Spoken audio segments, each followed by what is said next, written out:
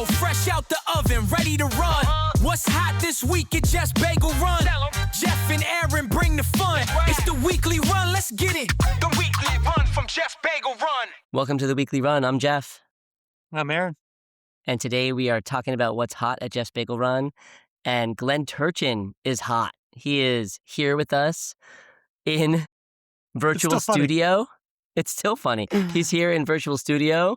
And if you don't know who Glen is, I guess, Glen, why don't you tell us who you are? Hey guys, thanks for having me on. So Jeff, what has it been, 6 years now? 6. Yeah. 6 years since Jeff and I first met, but I fell in love with roasting coffee a long time ago. And that's the reason why we're here today. Listen, I need to hear a little bit of the love story you have with coffee because you're a young guy, certainly younger than me. And, I think coffee fits in with like maybe your demo, but I don't know, you could have also probably been like doing like micro craft beers under your sink at home. I don't know. Like, tell me why. Who says I didn't do that? That's what we're here to learn. That's what we're here to learn. So why coffee? Why is it such a like passion? Yeah, I like many of us started off drinking Starbucks, and cold brewing was my thing. I was cold brewing coffee. Someone one day gave me a bag of a super high end, natural processed coffee, and I cold brewed it. And the next day I had like blueberries and chocolate in a cup. And I was like, how is this coffee? It was like a whole rabbit hole that I ran down. And then I ended up just roasting coffee on my stovetop. But I was so fascinated by the differences in origins and the differences of the types of coffee that come from different origins and just roasting them. And that's kind of where, and of course, the caffeine addiction and high from the drug itself, right? Of course. But that's where my love for coffee kind of came from. Number one abused drug in the world. It's fantastic. Sure is. Aaron, you're a coffee drinker. Yes, but as I have to admit something here, which I don't know if this is the right confessional space as it gets recorded, but I'm like one of those people that, like, I'm a coffee drinker. I love coffee, but like, do I know coffee? I get around a person like Glenn and I'm like, oh, I'm just the box wine guy of coffee. Because, I'm like, so this is what we do. And just to frame that even further, we have, Glenn comes in with the team and we do tastings and he gives me 3 or 4 small cups and I sip them. And I'm going to tell you, I sip them and I'm like, I swish and I move the cup around. If he could put everything, it could be all the same thing in all cups. It could be 6 cups of the same thing, and all of it could be somebody else's coffee. And I'd be like, oh yeah, Glenn, this cup B really is, the acidic tones are really hitting me. I have no idea. But I tell you what I do know. I love a good cup of coffee. And I feel like we have that. I can tell good from bad. I'm binary. That's the engineer in me. We have good coffee. Well, listen, there's a spectrum of coffee. I don't want to call it elitistness or what's the word I'm looking for? Pretentiousness, right? There's different levels. I would say I'm in the middle. There's people that are far more, pretentious with their cup of coffee than I am.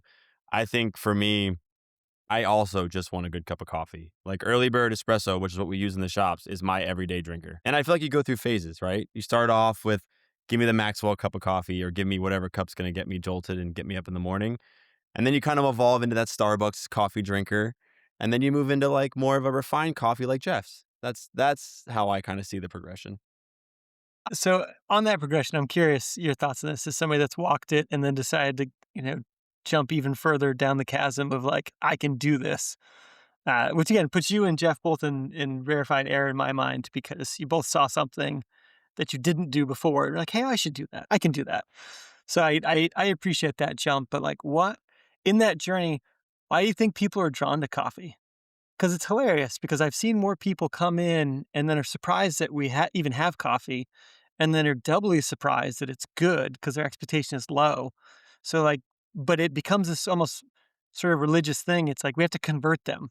There's somewhere else that they get coffee. And the coffee space is packed, Aaron. Like, I mean, there's so many people doing coffee on top of it. So, but why do people love it? Like, that's what I'm saying. Like, in your experience, what draws people to it? I think we're creatures of habit, and we do things every day in a very systematic way, even if we don't realize we're doing it.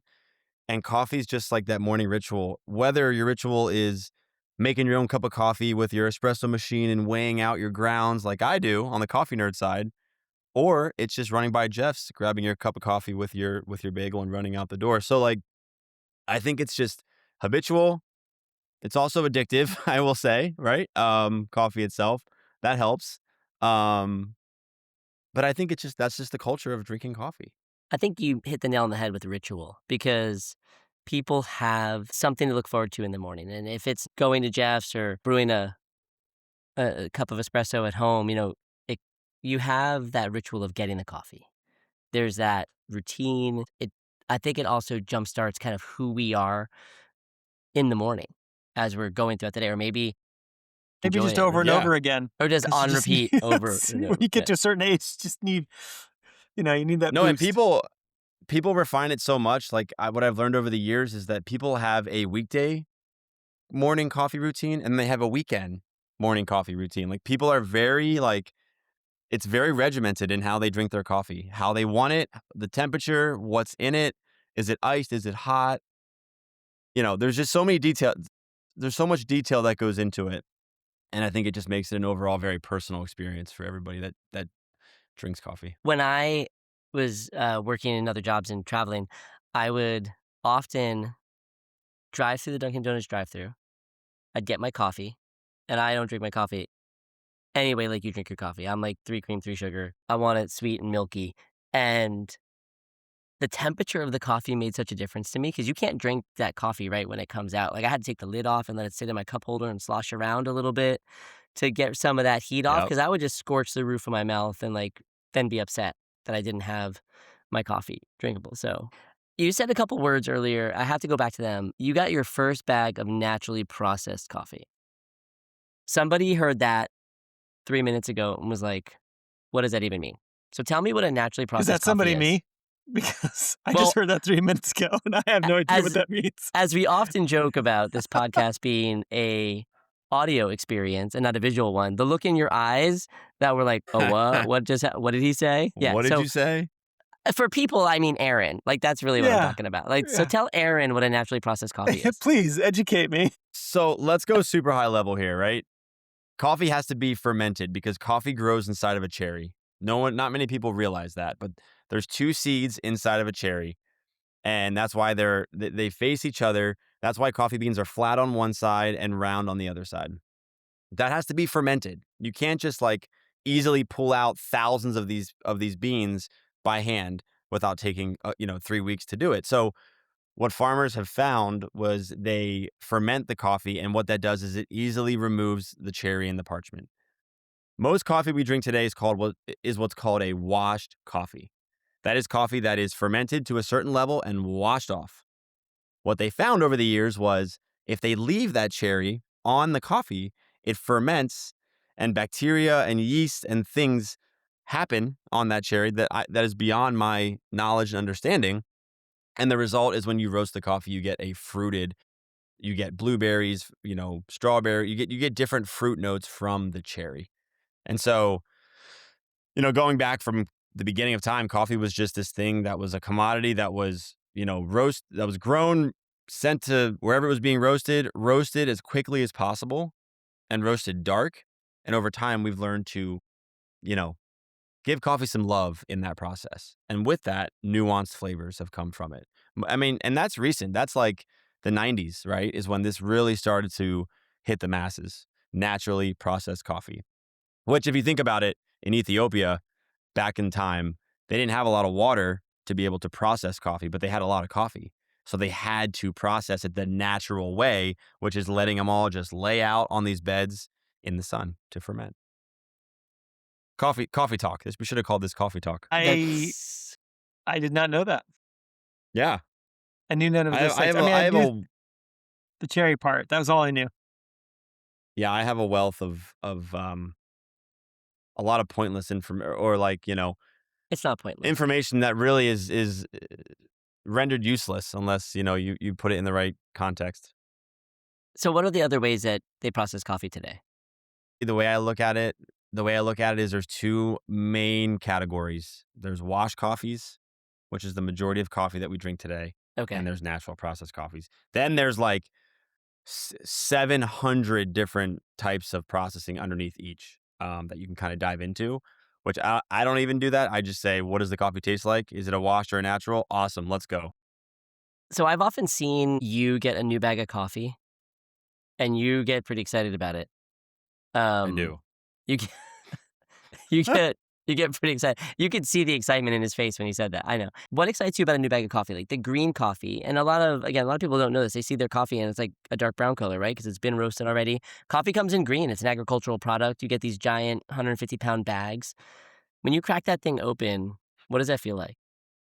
Opening as many bags of green coffee as I have and then roasting it and tasting it, I really can get a picture and a visual in my head, which is weird because we drink it, right? But I get this visual of like a chart of what color that coffee is going to move toward, right? If it's a wash coffee and it's more of just something that we use in the bagel run, it's more of just a brown chocolatey color. If it's a natural processed coffee that we're going to sell like on the website, that's super adventurous, I get raspberry or blueberry or like these colors just kind of pop into my head. And there's also different levels of fermentation when it comes to coffee. So the wash coffee just smell different than the naturals. And then the more fermented coffees smell different than the not so fermented coffee. So there's just there's just this whole thing that still gives me that excitement as like opening my first bag of green coffee back when I first was roasting coffee in my garage, that still excites me to this day, that I love it. So speaking of exciting, then along those same lines, you must be pumped at. Did your new toy show up? Is it been installed? Is it in the Oh, yes. Is it in the nest So yet? what Aaron, yeah. So we got a new roaster that is about 4 times our machine, and it's currently sitting in the back. And unfortunately, the reality is that we're waiting on the power company to give us That's the what I was going to approval guess. to Electrical. move It's probably forward. electrical. Yeah, to move I forward with was the electrical requirements to get this baby up and running. So I'm sitting here right now in the warehouse staring at the roaster, just sunbathing in the front window as we wait for the power company to show up. This is quite the upgrade from your, stovetop popcorn popper back in the day. Even to when I met you, you were roasting on how big was that, 1K? No. How big was the The roaster in your garage? Yeah, 2 pounds, basically. A 2-pound roaster from, I mean, tiny, tiny, tiny. It would Tiny take roaster. it would take me weeks, months probably to produce what we produce today for a week, in the amount of coffee we do. And so that was a 1 kilogram machine, which is about 2.2 pounds. We are roasting on a 15K today, which is about, call it 30 pounds. The new one is a 60K, 60, which we can put almost a full bag of coffee in there at about 130, 140 pounds. So it's going to be next level when we get that thing fired up. I'm pretty excited. I think I could lay down flat in the cooling tray. I think if we filled it up with water, we can turn it into a hot tub. It's like, it's huge. It's so big. It's that big. It's so big. It is that big, yeah. I haven't Yeah. seen Aaron, it yet. You'll have to come check it out. It's been a minute since I've been over there, so I have to. And we have the tasting lab over there, so like whip myself Yeah. up something over in the kitchen. Come on by. Everything's free here. Don't say that too loud. Not really, but, Address undisclosed. yeah. Everything's free to certain people. No. Yeah. Listen, all 15 of our listeners, our streamers, will be there tomorrow or the day after podcast release. That's still going to be a problem. That's still You going to be a don't know problem. what you've unleashed on yourself. That's We don't have hilarious. bagels here, everybody, so the fun really isn't here. It's just half the fun. Go to a bagel shop. It's much more fun.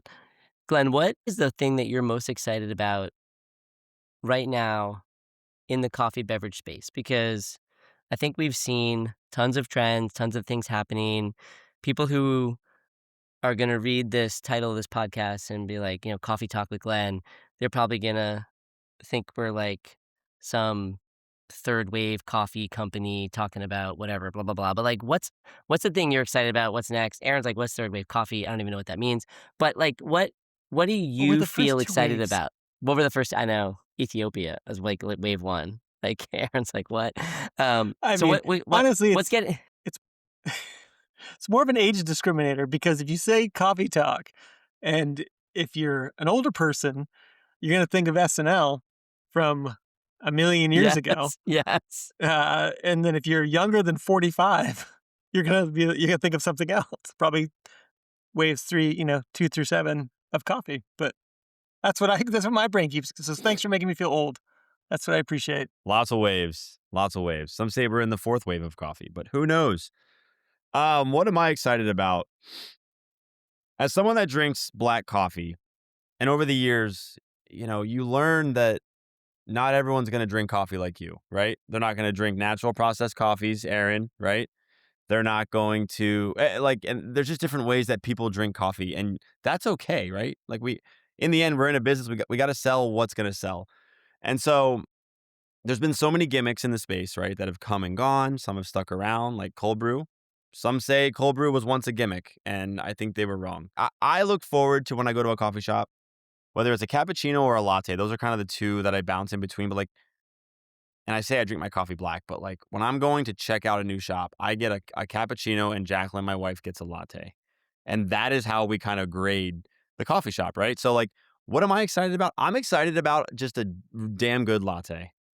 Like just a latte that is, whether it's ice or hot, is just full of flavor. You can taste the coffee and like it's a balanced drink. And I feel like that's missing today. If you look at even what we sell in the bagel shop, like a lot of what we sell are just lattes, like maybe like a cinnamon vanilla latte or a plain latte. Like that is what I get excited about. Just a good baseline. It reminds me, there's a video online. I don't know if you've ever seen it, Glenn. I think it's John Cena, and he goes on this rant of basically what you just said, but his drink was like a flat white. And he had this Yes. whole thing of like, have you seen this I video? think I think Jeff actually sent it to me. I just Yeah, saw that maybe like a month ago or it's something. so good. It is He is such a fantastic. coffee nerd. I had no idea, but like Yeah. just like you did, he like breaks it down of like, I always order the same drink, and then that's how I can rank them because I expect this, I expect that. This is normally what places do, and it's not right, and so like that rules them out immediately. So as you're Yeah. like building our coffee program, obviously you and Jacqueline are you build this whole program, you've expanded it. Like, what are those non-negotiables, or like, what are those things you make sure that most people will probably miss? I know certainly stuff I miss, but like, what are the sort of things that you're like, no, this is the bar for JBR Coffee and for the experience in our whole program? Like, where do you guys draw that line to make sure that what goes is obviously the best and to your standards? Well, I think the biggest learning for us was going from the original Jeff's location at Ocoee, which was only cold brew and drip coffee, right? Going from that and then stepping up to espresso, first of all, was like, okay, I served all these, I have provided a product for all these other coffee shops who have then used our beans into the form that they wanted to do. So like, honestly, this was the first time we were actually building. And we owned a coffee bar for a little while, but it wasn't the same. Like building a program that was going to be pushed out to not just one or two locations, but 33 locations today. Um, and so, the first thing I learned with roasting coffee was just like, don't burn your coffee, which is what most people do today, right? Everyone has a dark roast. It's a great business model. It's cheap and it's easy to do. And so I always held the line of like a good medium roast. You want to balance the coffee. You don't just want all bitterness. You also don't want to roast coffee super light like some shops do and have all acidity. Let's just find something that just really is a round. And again, going back to my latte or my cappuccino, like I just want balance in my drink. And I think like that is where we started from, right? And then after that, we walked down the line with Jeff and with Danielle to create the Jeff's Coffee Run, which is like the medium roast drip coffee. Um, to say like there's one specific thing we kind of looked at, it's hard to really dial it in of what that would be aside from just the base of like what's our espresso going to be, right? Yeah. Like what's our roast level, what's our blend, but balance. Like we just look for balance in our drinks, and I think that's missing from a lot of shops today. I think there's a ton of trendy stuff in places. And I think that those trends go from the drive-through coffee shops to the highest end most pretentious coffee shops. I frequent both, and I think it's hilarious when the barista pops out of the drive-through window and is trying to get in my car at Severn Brew. It's hilarious, but at the same time, I think when you walk into another place and you order a cola latte and it's basically like half a Coke with some milk and a shot of espresso in it, like what is that? What are we doing here? What do we do? Yeah. What are we doing here? I just really want, for me, it's like my benchmark's a vanilla latte. I just want to walk in and get a vanilla latte. And does it have a little bit of sweetness to it? Can I taste the vanilla?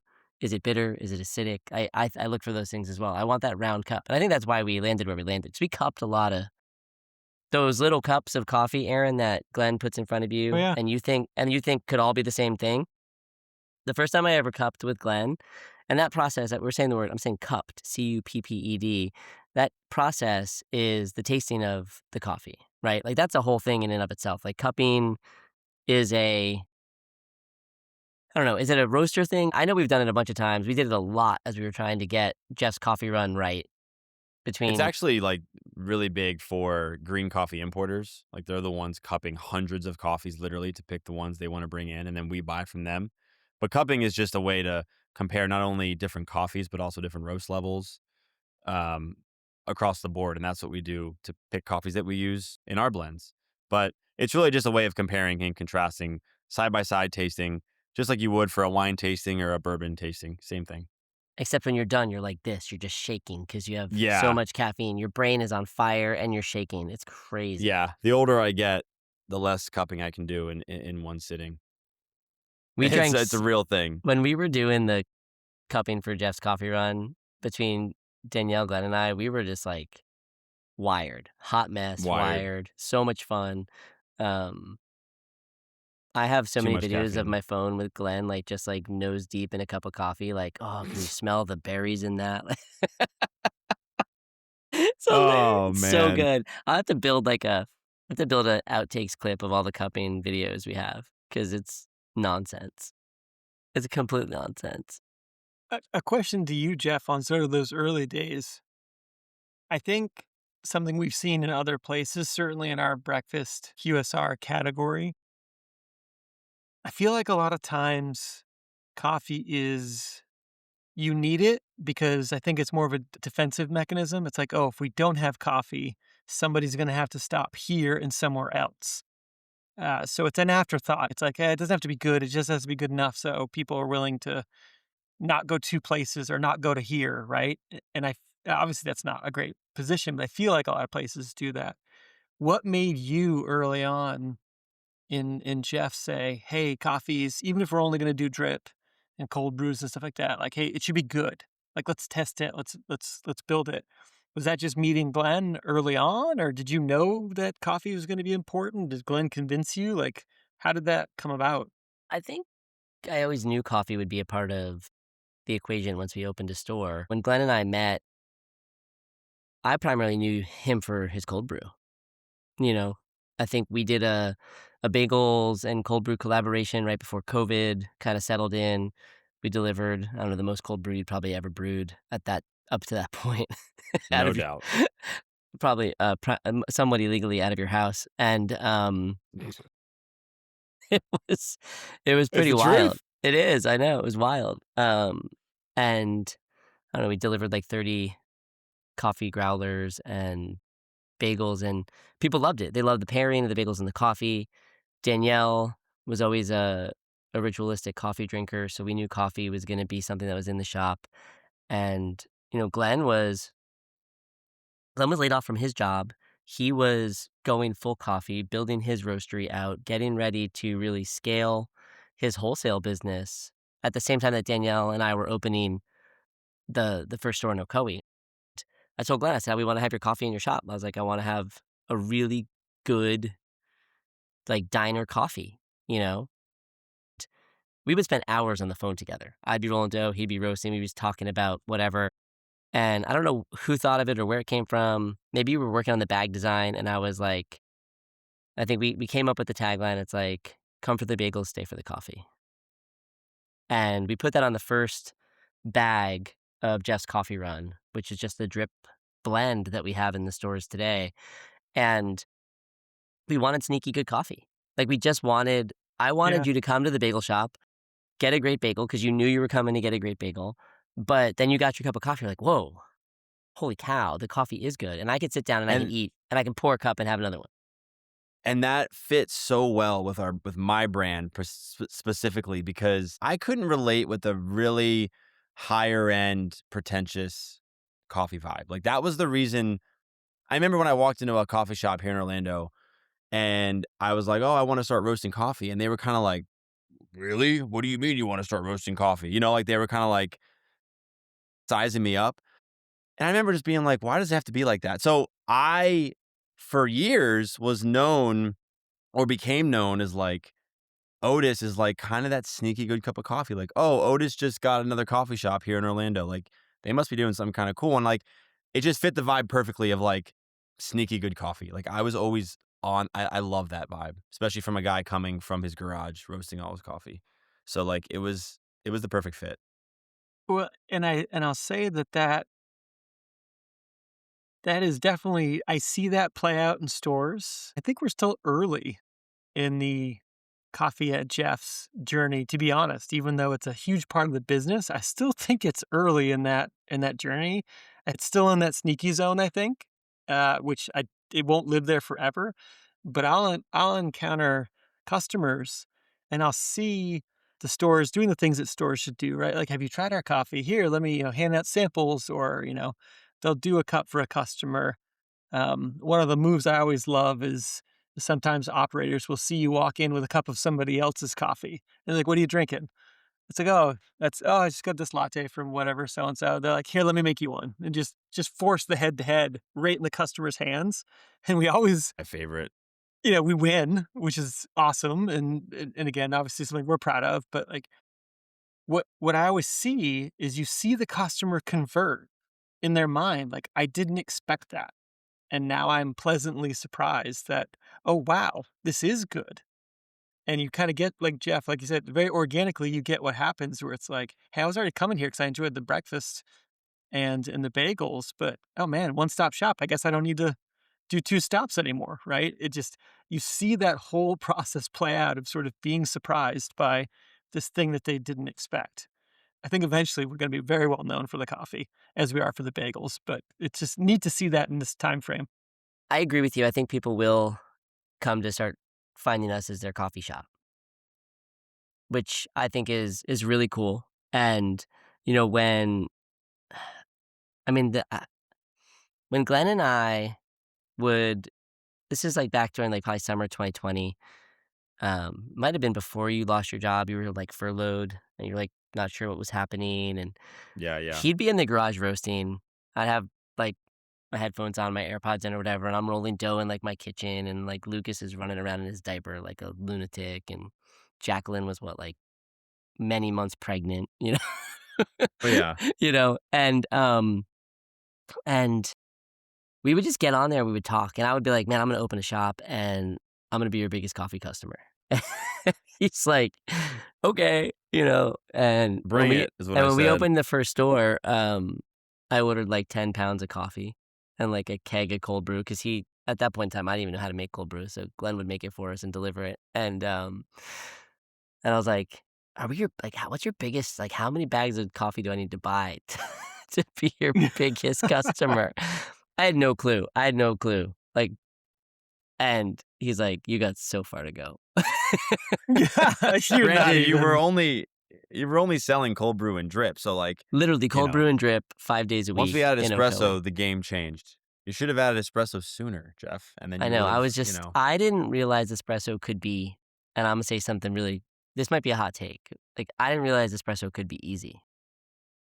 whoa. Mm, that is So, that is a bit of a because take. when you go into a coffee shop and you see somebody like, okay, they got the grinder set up next to the espresso machine. And let's be clear, espresso is not a type of coffee, it is a brew method. I learned Boom. that from Glenn. Espresso Nice is one. not a type of coffee, it is a brew method. And so you have this big fancy piece of equipment with a smaller fancy piece of equipment, the grinder right next to it. You have to put a very specific amount of grounds into the grinder, and then you have to take those beans from the ground coffee into another cup, and you got to swirl it with like a little comb to make sure that the grounds aren't stuck together. But then you tamp it down to make sure they're stuck together, and you got to get the temperature just right, and put it underneath another thing. And like I watch this process, and I think, dude, just give me a cup of coffee. And then I was like, so that's why I'm not doing it, Glenn. And he's like, but it's not that hard. And I'm like, bro, I've seen you at markets trying to You make coffee. also, And I was like, also grinding my butt off trying to like just make bagels. So like the idea of like, yeah. this was like hand rolling bagels days, like me and Danielle scooping cream cheese. Like it was a racket, back Saturday then. mornings, that just wasn't happening. There was no way someone was going to make a cup of coffee, and I couldn't see like the return on the investment. And then I'm like, I think it was Justin said, well, we should try some automatic machines. And we Which at had, first I was like, oh, I don't like this. yeah, I mean, we I had don't like Glenn this. making coffee on his La Marzocco. Is that the brand? La Marzocco, yep. Yeah. Yep. He's working on his La Marzocco, and it's this like really high-end Italian espresso machine. And we bring in this like a couple automated machines. Like you just push a button and coffee comes out. And we're like blind taste testing Glenn against the machines, and he's like, I can't tell the difference. Yeah.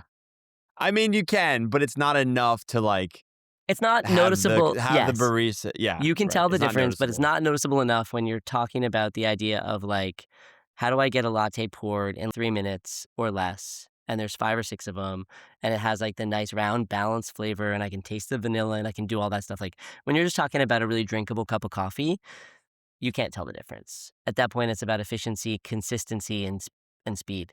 Well, and it goes back to balance, I think, which is what, Glenn was really saying earlier. It's like, sure. And I know the coffee pot. I've been to those coffee shops where it's like, I got to wait 15 minutes to get my coffee, even though I'm the only one there, because I'm watching my order and I'm watching every little step. And it's this artisanal performance piece to give me my cup of coffee. Uh, that has its place. It's great, but that's not balanced. Like that's purposely, Right. it's slow. You're going to wait a long time. You've really got to be in a position where you want to appreciate that. But obviously the alternative, just getting junk coffee, is not like, that's not the answer. So to find that happy medium, which I think we've nailed, of like, okay, this is still handcrafted. We've got a machine to pull that shot. Those machines are dialed. And I should say this, that was really eye-opening for me.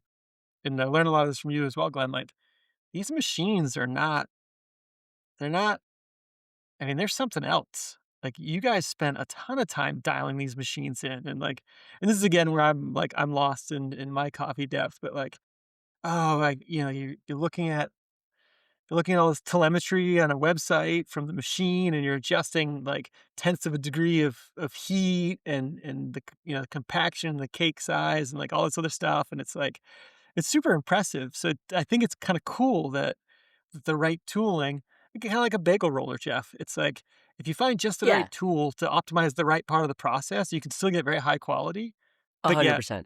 efficiency. Yeah, And it's kind 100%. of fun to see that process play out. Oh, no doubt, because I want to be really clear. Like the automatic machines are no less sophisticated, even though I say it's like easier because all I have to do is push a button. The amount of work that Glenn has put into making sure that the coffee tastes the way it's supposed to It's the taste. perfect button push. It's the perfect button push. Dude, It's the perfect I'll tell button you push. what. Jacqueline would also My tell you he has the perfect button push. He knows how to like push her buttons just the right way. yeah, yeah. Well, that's a different conversation. But my La Marzocco machine is like the most basic, simple thing you can buy. But somehow it's almost like a Mac, right? Like they've found a way to like make this La Marzocco brand, which is fantastic, by the way, and I love my machine. But it's so simple. There's not even buttons on it. It's a paddle. That's it. The EverSys that we use is definitely more in depth and more of a you got to teach the machine to learn the coffee almost. Like it's not just a Yeah. plug and play. And just like in coffee, we're still learning every day. Like we're still figuring new things out. It's that's why I love coffee, because it's never the same, and it's always something evolving, something changing, and that's honestly why I'm still here doing coffee. When I pull a shot in the store and the timer on the Eversys machine says like 12 seconds, I was like, oh, I know that's wrong. And I'm like, Glenn, what do I need to do? And he's like, you need to run ETC and check the blah, blah, blah, blah, blah, blah. And I'm like, can you please look at that for me? He's like, no, because you're not on Wi-Fi and you don't have telemetry. And I'm like, what are we, like, are we launching rockets like Artemis going around the moon or Basically. something? The telemetry's off. You Yep. know, crazy. I mean, yes. Yes, we are. It's what Get we're with doing. it, man. I know, sorry. But I figured it all out. I became a coffee expert in Madison. Good. We That need just more means of you had you. to train in the coffee station. No. Yeah, This was, I exactly. went deeper than that. I was like, I had screwdrivers in like service ports, and what was the type of screwdriver that's a very special T20 screwdriver? Is that what it's called? The star key. The star key, yeah. It's called a Yeah. star key, but it's like a T20. There's like the description's like use a T20, and I'm like, what is that? And then like, of course, I talked to Aaron about it, and he's like, oh yeah, he's like, we use that in all kinds of small electronics. I'm like, of course, you know what that is. Of course. Of course. Listen, yeah, I'm just surprised we didn't have to RMA that machine. I'm just happy that it that it survived your tinkering. It's working great. It's working great. I've only broken a few things. Only a few. Only a few. Only a few. All right. So Glenn's excited about classical coffee drinks like lattes and cappuccinos. When somebody walks into a coffee shop and they say, Glenn, or Jeff Bagel Run, they're like, let me get a large cappuccino. How does that make you feel? When they do that, they're really just getting a latte. This is Were you baiting him? Were you just Yeah. rage baiting him for the I rage? was trying to figure out where this was Yes. going. This is purely rage bait. I mean, we have 2 cup sizes at Jeff's Bagel Run, and we serve our cappuccino in a, a 12-ounce hot cup. And someone one I've time gotten asked, over it. someone one time said to me, why can't I get my cappuccino iced? I was like, that's You can get it just any way you want. not a cappuccino. But yeah, you can, I'll pour it over ice, whatever you want. You know? Sure. You want me to steam the milk first? Have it your way, as some other QSR chain would say it, or fast Oh. food chain. Well, so let's talk about, you just said QSR or fast food chain. A lot of other places are picking up their coffee game. And I don't know whether or not it's true, but, whether it's actually good, I should say. But, I mean, McDonald's opened a coffee shop for a period of time. I think they subsequently closed it. And I think it was a way to like just test market beverages. But everybody seems to be getting into coffee. Chick-fil-A, And right? Chick-fil-A opened up a whole breakfast concept dedicated to, signature coffee drinks and beverages and breakfast food. So yeah, there's a lot of activity in this category.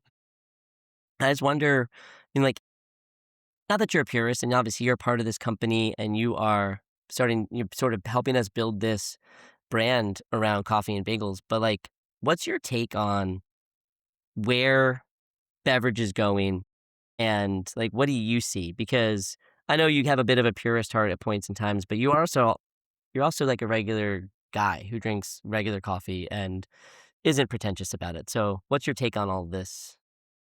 Well, I once thought probably 3 years ago that there was going to be a drive-through bubble, and clearly there hasn't been, right? I mean, I honestly think the pie of what we can call specialty coffee, I'm doing air quotes for those of you listening, I, I think the pie is just getting bigger. I think people are understanding that coffee can be good. Just like you, Aaron, mentioned, there's the really bad coffee, the really high-end coffee, then there's the balanced cup of coffee. And I think everyone's kind of chasing that. Let's be honest. I mean, adding extra $5, $6, $7, $8 to the ticket is super helpful, especially at a QSR level. And so I think people are chasing that, but I think they're just chasing getting away from the commodity coffee we know from the first wave that we talked about earlier of just the, cheapest, easiest cup of coffee we can find. So I think everyone's trying to go after that. I'm not sure how many out there are doing it well. At least the brands that aren't just coffee, right? Other food brands that are chasing coffee. I think the jury's still out. But I do feel like coffee is just popping up everywhere. Like every brand is chasing it, rebranding their coffee. I think it's a good thing. I would agree. I think the more we talk about coffee, the more it becomes part of our just everyday conversation. Identity. Yeah, Yeah. when it becomes a part of the yes, 100%. When it becomes a part of the identity of the brand, it's good for us. I think what's been kind of wild to see is the evolution of it is sort of a drink category. Because again, I remember, growing up, coffee wasn't even something that was branded. It was like water, tea, coffee. Like you didn't really care what you got. I ordered coffee and I got something that was hot and, dark colored and tasted, I had to put cream, whatever. It It didn't tasted have any, Aaron, I don't wanna cut you off, but it tasted like coffee, it tasted like coffee. right? Like, there was, like, a thing it's like coffee had its own, like, coffee taste. But it was just very like there was nobody would go in and be like, "Oh, what are you brewing back there, Folgers?" No, I prefer Maxwell House, and like would deny the drink. Like that didn't happen. Like you ordered coffee, and it's like ordering water. It just came as a commodity, and then to sort of fast forward to today, where it's not that level, and now it's a category of beverages. You've got everything. You've got all the different drink types, and it's not just I'm thinking of, like, the Dutch Brothers and a lot of what Starbucks has been doing the last couple of years, where it's just this whole category of, like, beverages that are coffee-based, but it's not like I just threw a shot in something random, although there's some of that. It's like a whole line of lattes, and it's just interesting to see how it's really become so much more than just, "Hey, is it good coffee? Is it bad coffee? Is it fancy coffee where I'm gonna get lattes and cappuccinos or not?" It's like, "Oh, no, I'll take this interesting flavored beverage with infused protein and cold foam on the top." And, like, I have 6 choices of that. That just blows my mind. I don't know how Glenn feels about this, but I see it as a kind of a natural progression, you know? Um, you see this happen in every food category. So, you can serve a regular cheeseburger, you can serve a cheeseburger with bacon, you can serve a cheeseburger with bacon and a deluxe bun, you can serve a cheeseburger with lettuce, tomato, bacon, and the deluxe bun. Like, it just is a continuously level up, and whether we're adding protein or specialty milks or extra shots or flavor or drizzles or sprinkles or whatever, it just feels like that's kinda how quick service culinary goes at times. Yeah, I think it's a lot of to do with just the Starbucks effect. Um, of just number one, Starbucks obviously just being everywhere back in the 90s, early 2000s, but also like the lifestyle and like the branding behind it was really what drove it. I feel like, even if it wasn't the best cup of coffee and maybe still isn't, some people still think it's the best overall product. And I guess, you could argue either way if it's a branded thing or a lifestyle thing or whatever it is. But I think it the way you said that, Aaron, was actually really interesting. Like, I used to order coffee and just get coffee, and I never Yeah. actually really thought about that. It kind of has my gears turning a little bit about like how did it evolve. But I feel like the Starbucks effect was a big part of that, right? Which is the obvious, but it changed it from a I need to wake up in the morning to like, hey, coworkers, let's go have an adventure and go get some coffee, right? And I think that's the interesting shift. I mean, they did a couple of revolutionary things, but they changed it from this sort of commodity item that you got to a product. They productized just the coffee, and that had never really been done before, because even if you went to a coffee shop, it was like, okay. And it's kind of like how it is when you go to Europe. Like you go to Europe and you're like, "Oh, I'll have a cappuccino." It's like they just serve it to you. Like nobody talks about any part of the process. It's just served to you, and here's your drink. And it's assumed to be universal, no matter which coffee shop or bakery you walk into.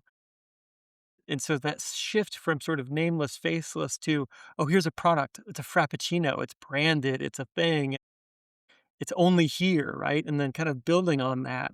Again, you could argue whether or not that's good or bad as far as like the actual product. Certainly they were popular, but I think it just changed the way that people look at the beverage category, which is really kind of cool. I mean, obviously we've leaned heavily into it and done a lot of what I think is really fun and interesting things, but never would have been a thing 10 years ago, 15 years ago. And maybe I'm off in I my had a timeline. thought. I'm a little old. Maybe it's know. 15 to 20 years now. I have no No, idea. I had a thought, and I actually totally forgot what it was going to be. Glenn wasn't Um, alive back then, Aaron. He doesn't I was remember. gonna say, were you like 7, Glenn? He's only read about it. Listen, Oh, man. he had a complete blank stare when I made the coffee talk reference on SNL. He's like, I have no idea who that is. I'll take the insults. That's fine. No, No, this is it's trust not. me. This is This is insults to us. this is whereas- jealousy, is what it is. It's jealousy. That's right. Your knees still work, so Barely. But they work. So but they do. work. Oh man. All right. Now we got to get some hard-hitting questions real quick as we wrap up. What's your favorite bagel, Glenn? My favorite bagel, hot, is definitely to this day still jalapeno cheddar. Winner. But I think- Although I will say there was a couple of the new ones I tasted. I won't spoil it, but there was a new one that I tasted. I'm a savory bagel guy, so whoever's listening can kind of maybe dial it in. But the Listen. one that's coming is insane. There's like 13 people that are going to actively listen to this, Glenn. Are you talking about cheddar bacon ranch? Yes. And like, I'm not a big, if I order pizza, I'm not a big like barbecue ranch person, or not barbecue, sorry, buffalo ranch pizza person or anything like that. But like, that bagel punches, and it punches in a really good way. So I'm really excited for that bagel. Did you try that one yesterday, Aaron, or were you sticking to your veggies and chicken? You were on the veggies and chicken train yesterday.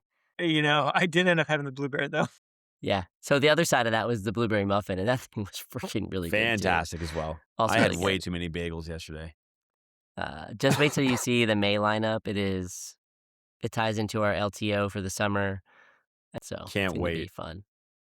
Yeah. Bacon cheddar ranch comes next week, actually. It is on the Bagel of the Day calendar, Monday or Tuesday. I can't remember, but it's a good one. Who'd you pick for your Bagel Madness champion, Glenn? Are you Dude, still in or you out? I did not fill out a bracket. How dare you. Actually, I did not think I was going to be put on the spot for this. My wife was like, "What do you mean you didn't fill out a bracket?" I like missed the she should. deadline. I have no excuses. Just go ahead. Just lay it on me. Wow. Who did you have? Had I known before this interview, we might have reconsidered. Might have reconsidered the entire Hey, thing. You know, I fully understand that. We can just delete the whole recording and move on. When Glenn's Act like it PR never firm was happened. like, "Hey, we want to get Glenn on the pod," I'm like, "Yeah, sure, let's bring him on. It'll be a great guest. It'll be so much fun." I should have asked. I had no idea. Who's our screener anyway? Like, It's you. You're the screener. I All really right. should have just lied. I'm talking to the wrong people to tell them I didn't fill out a bracket. Right? Yeah, just- you're way too honest, Glenn. You should have just Too picked a honest. bagel, man. Should have just said just pick a bagel. Well, my bracket is busted because I think it was at 5:00 now. Yeah, it's 5:00 on Wednesday. Official banana bread beat cinnamon roll today. So my bracket is officially busted. Banana bread is the Davidson of this bracket, man. We talked about banana bread 2 weeks ago as a Cinderella, and I had picked it to make it through the first round, but it's going. It's I know. going, You know man. what? I I think it's gonna win. I'm gonna go on a limb and say because of how popular our banana bread lattes are, that's why. People are finally understanding that we're not just sneaky good coffee. We are damn good coffee.